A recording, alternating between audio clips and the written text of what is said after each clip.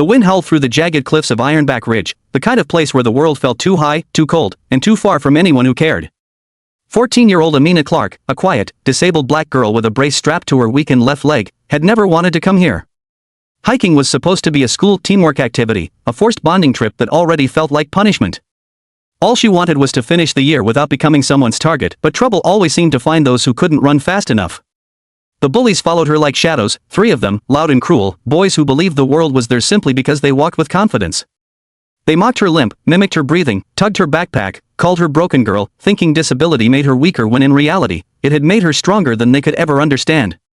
But strength wasn't always enough to stop monsters. As the trail narrowed near the cliff's edge, the boys formed a half-circle around her, smirking with the kind of arrogance only shared cruelty could create.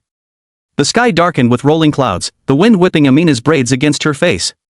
She clutched her bag tighter, hearing the tremor in her own voice as she begged them to stop. But bullies never stopped when they felt powerful, they stopped only when something stronger than their cruelty forced them to. One boy shoved her shoulder. Another kicked the metal brace on her leg, laughing as she stumbled. The third whispered, "Nobody's coming to save you out here." Then came the final push, a sharp, ruthless kick to her weakened leg that sent her tumbling backward, her hands grasping desperately at empty air as she slid off the cliff. Her scream tore through the mountains like a lightning bolt, raw, primal, and filled with terror. It echoed off the stone, a cry that didn't just plead for help but demanded the universe to listen. Far below, Amina crashed onto a lower ledge, the impact slamming the breath from her lungs. Pain burst through her ankle, her ribs, her back. She couldn't move, couldn't even lift her head without dizziness blurring the world into gray smudges. Above her, the boys looked down for a moment. Panic flashed across their faces, real fear, not compassion, and then they ran. Bullies were always brave until consequences appeared. Amina tried to call for help again, but her voice came out small, broken, barely a whisper carried by the wind. She lay there trembling, tears mixing with dirt, wondering if this was how her life would end, alone, forgotten, pushed over the edge by people who never saw her as human, but the world had strange guardians. Miracles often wore leather and rode roaring engines. Miles down the trail, 2 massive Harleys rumbled through the mountain pass, engines growling like thunder.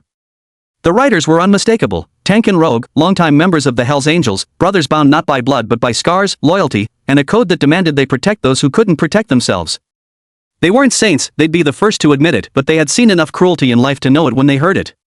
And when Amina's scream sliced through the air, Tank slammed on his brakes so hard dust exploded behind them. "Did you hear that?" he barked. Rogue pulled off his helmet, tattoos stretching across his neck as he listened. "That wasn't an animal." They heard it again, faint, trembling, fading. "Someone's hurt," Rogue said, already climbing off his bike. "And close." Without another word, they sprinted up the rocky trail, massive boots pounding the dirt, leather jackets snapping in the wind, eyes sharp. Amina drifted in and out of consciousness, her breathing shallow, her body numb with shock.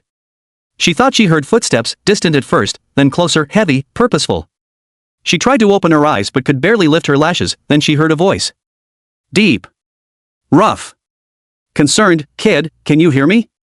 She forced a tiny sound. "Help me." Tank leaned over the edge first, his giant frame blotting out the sun. Rogue anchored a rope to a tree the size of a small house. Tank descended like a man who had done this 100 times, steady, calm, unshakable. When he reached Amina, he checked her breathing, his voice softening in a way most people never heard from a biker covered in skull tattoos. "You're safe now. We got you, sweetheart." Amina's tears slid across her cheeks. Not from pain, but from relief. Within minutes, they lifted her to the trail. Rogue wrapped his jacket around her trembling shoulders while Tank called for emergency rescue, but as they sat with her, keeping her warm, keeping her awake, keeping her alive, one question burned through their minds. Tank asked gently, "Who did this to you?" Amina's lips quivered. She whispered the truth. Rogue's jaw clenched. Tank's hands balled into fists. Hell's Angels had many rules, but one was sacred: you don't hurt kids. Ever, and when you do, the angels come for you. The rescue helicopter arrived 27 minutes later, but during those minutes, Tank and Rogue stayed beside Amina like living walls, making sure she never felt alone again. The paramedics lifted her onto a stretcher, attaching oxygen as they prepared to airlift her down the valley. Her eyes fluttered weakly, fear flickering inside them, fear that the bullies were still out there, unpunished, unchallenged. Rogue leaned close, brushing her knuckles gently with his gloved hand. "You're safe," he said. "We're not letting this slide." As the helicopter blades cut the air, the boys who pushed Amina off the cliff were already sprinting through the forest, sweat pouring down their faces. Their terror made them stumble, made them argue, made them blame each other. But they weren't running from a girl. They were running from the truth. They had committed a crime, and predators always think they're hunters until real wolves appear. Down at the base of the mountain, Tank and Rogue rode their Harleys straight to the ranger station. They gave statements, detailed, precise, fierce, and demanded an urgent search for the boys responsible. But they didn't stop there. Hell's Angels didn't believe in standing back when a child was hurt. Their code was iron. Their loyalty unbreakable. And their network vast. Within 30 minutes, every biker in the region knew the description of the three bullies. Within an hour, the forest trails were filled with the roaring thunder of Harley engines as dozens of riders spread out like a wave of justice on wheels. They weren't armed. They weren't hunting. They were looking for accountability and to make sure the boys faced real consequences. Meanwhile, Amina lay in a hospital bed, leg in a brace, ribs bandaged, mind fogged from trauma. Her mother held her hand tightly, eyes red from crying. Amina whispered what happened, each detail cutting deeper into her mother's heart, but then Amina told her something that lifted the weight. 2 bikers saved me. Her mother blinked. Bikers? They were kind.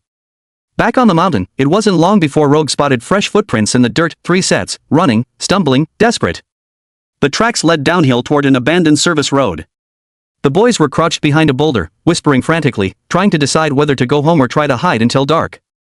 Their fear turned to stone when they heard engines growling behind them. A line of motorcycles rolled to a halt. Tank stepped forward first. You 3 look like you're running from something.